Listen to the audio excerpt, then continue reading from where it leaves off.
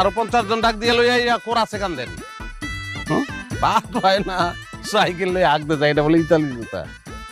ভ্যানে পাউন্ড যায় 100 টাকা করে বেচে মুখে ফেনা তুলে বলায় বাচ্চালো 100 দিককালো 100 এই তো পরশুদিন আমি কিনা একটা ফকিরে দিছিলাম ফকিরে ভিক্ষা মেরে ফেলাইছে জুতা নিউন আমি কি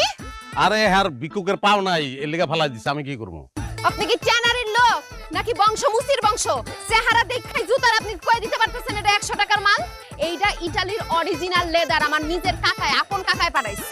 আপনি চিনছেন এটা হ্যাঁ চিনছি তাহলে তো আপনার কথা অনুযায়ী আপনি মুসি